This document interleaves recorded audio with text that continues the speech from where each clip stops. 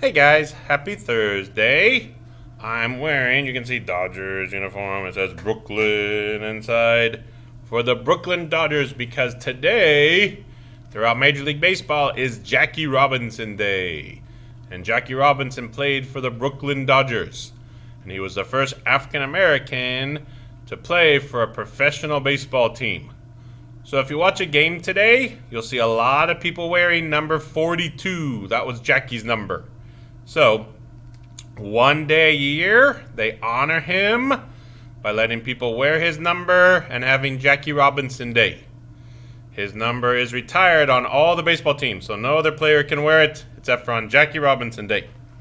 So, the book I'm going to read today is Teammates. Teammates. Now, while I'm reading it, I want you to think about if you would have been able to go through what Jackie had to go through to be able to play the sport of baseball. Okay? Jackie went through lots of horrible things. Do you think you would have been able to do that?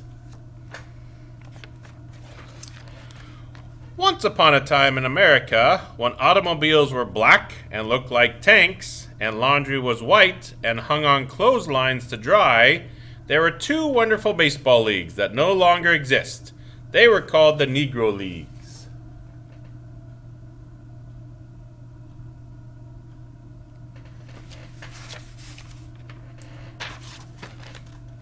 The Negro Leagues had extraordinary players, and adoring fans came to see them wherever they played.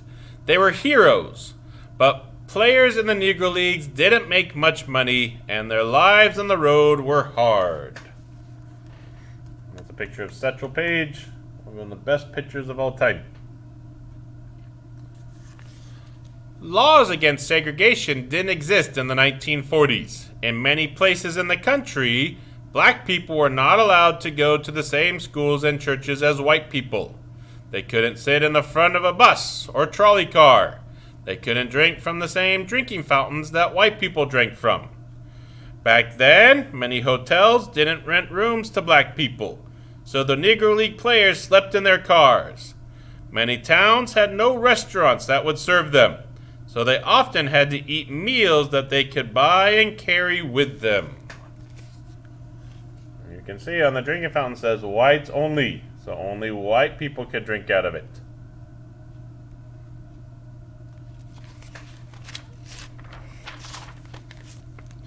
Life was very different for the players in the major leagues. They were the leagues for white players. Compared to the Negro League players, white players were very well paid. They stayed in good hotels and ate in fine restaurants. Their pictures were put on baseball cards, and the best players became famous all over the world. There's Joe DiMaggio, Ty Cobb, Lou Gehrig, Babe Ruth, and Ted Williams. Many Americans knew that racial prejudice was wrong, but few dared to challenge openly the way things were. And many people were apathetic about racial problems. Apathetic would mean they didn't care. They didn't say that they were bad or not. Some feared that it could be dangerous to object. Vigilante groups like the Ku Klux Klan, or the KKK, reacted violently against those who tried to change the way blacks were treated.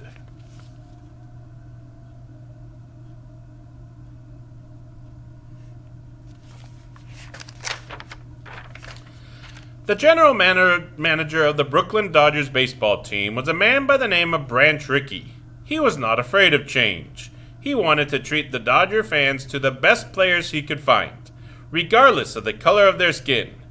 He thought segregation was unfair and wanted to give everyone, regardless of race or creed, an opportunity to compete equally on ball fields across America.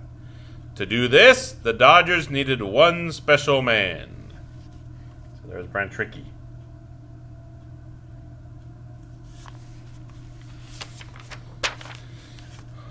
Branch Rickey launched a search for him. He was looking for a star player in the Negro Leagues who would be able to compete successfully despite threats on his life or attempts to injure him. He would have to possess the self-control not to fight back when opposing players tried to intimidate or hurt him. If this man disgraced himself on the field, Rickey knew his opponents would use it as an excuse to keep blacks out of Major League Baseball for many more years. Rickey thought that Jackie Robinson might be just the man. So, and he played Negro Leagues for the Kansas City Monarchs.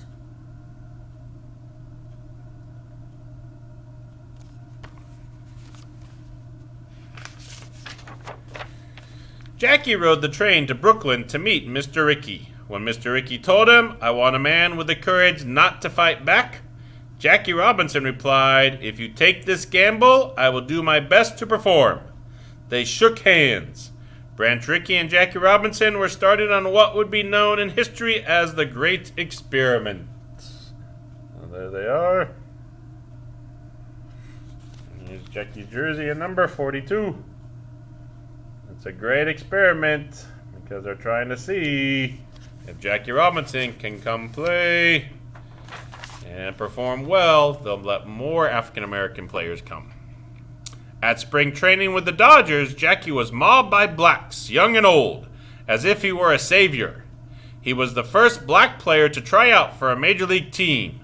If he succeeded, they knew others would follow. Look how he's being treated on that team.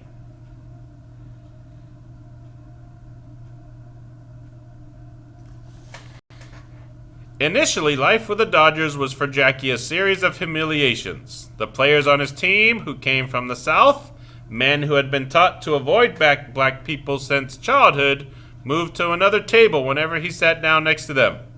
Many opposing players were cruel to him, calling him nasty names from their dugouts. A few tried to hurt him with their spiked shoes. Pitchers aimed at his head, and he received threats on his life, both from individuals and from organizations like the Ku Klux Klan. Again, does that look like he's being treated fairly?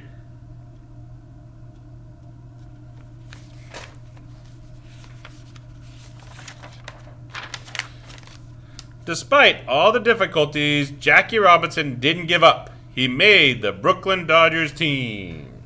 Here's a photo of their team picture. See where Jackie is.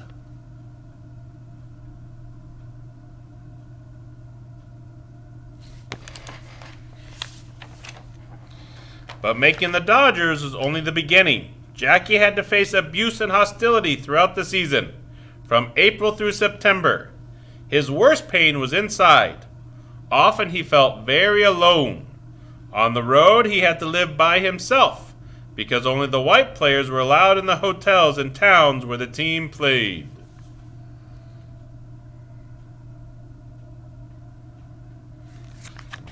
There he is in his uniform. So we're still thinking, do you think you can handle doing what Jackie did?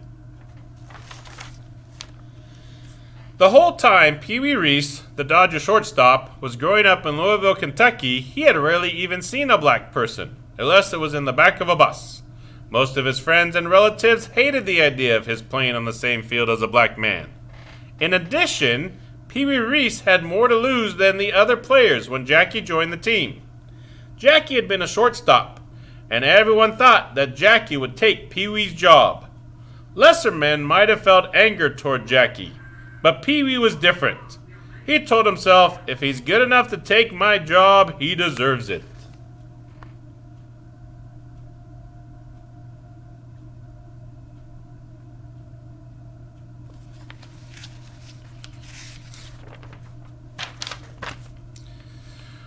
When his Southern teammates circulated a petition to throw Jackie off the team and asked him to sign it, Pee Wee responded, "I don't care if this man is black, blue, or striped," and refused to sign. "He can play and he can help us win," he told the others. "That's what counts."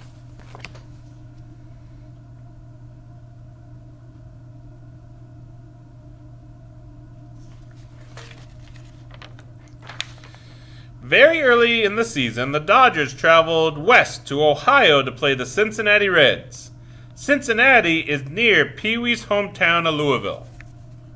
There's a stadium.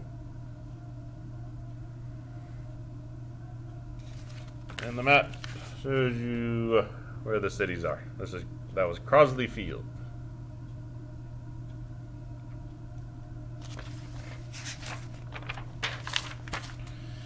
The Reds played in a small ballpark where the fans sat close to the field. The players could almost feel the breath of the fans on the backs of their necks. Many who came that day screamed terrible, hateful things at Jackie when the Dodgers were on the field. More than anything else, Pee Wee Reese believed in doing what was right. When he heard the fans yelling at Jackie, Pee Wee decided to take a stand.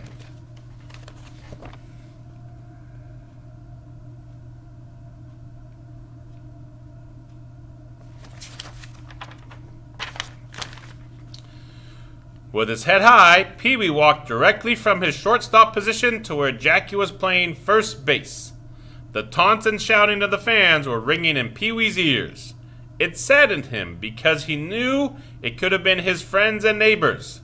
Pee Wee's legs felt heavy, but he knew what he had to do. As he walked toward Jackie wearing the gray Dodger uniform, he looked into his teammate's bold, pained eyes. The first baseman had done nothing to provoke the hostility, except that he sought to be treated as an equal. Jackie was grim with anger. Pee Wee smiled broadly as he reached Jackie. Jackie smiled back.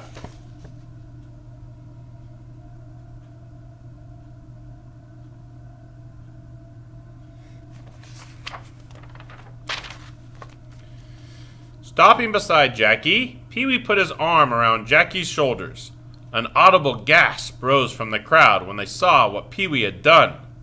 Then there was silence.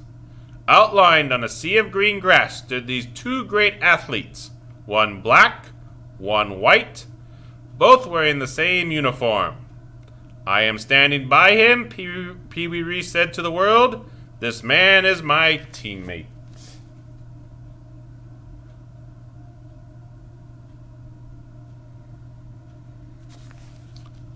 So, do you think you could have done what Jackie did?